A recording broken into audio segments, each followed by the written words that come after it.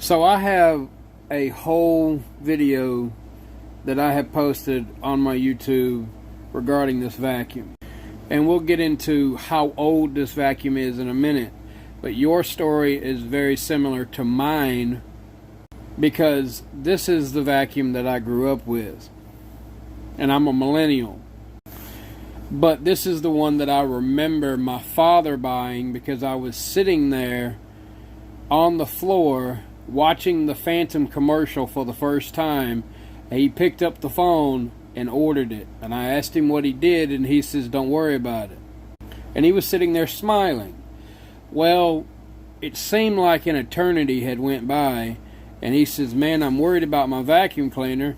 I've ordered it, and I think they just took my money and ran." Something like that, he said. And then about 5 minutes later, the UPS man is knocking at the door. He puts his Fantom Fury together, and he goes over the rug in the living room with it, and it completely filled that canister all the way up. He was amazed at the cleaning power of this machine.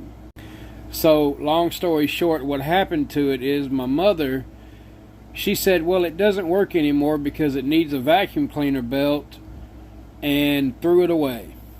I'm not kidding. So I found this one off of eBay. My father has been dead for 16 years. I loved him very much. He was a damn good father. And I wanted to find another Fantom Fury. I didn't care how much it cost. I make plenty of money, so that doesn't matter. So I found this one on eBay from a guy who is now a friend.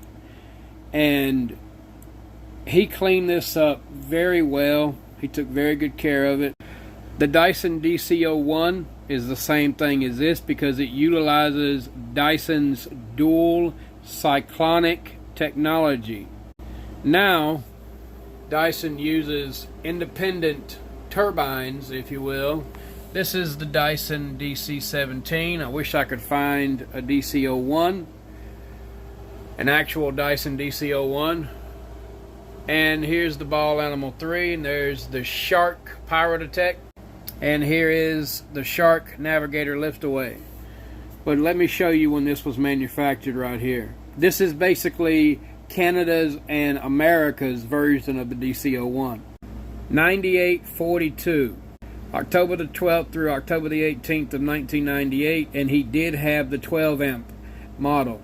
The 10 amp model had a little bit of problems with their motors. I prefer this one.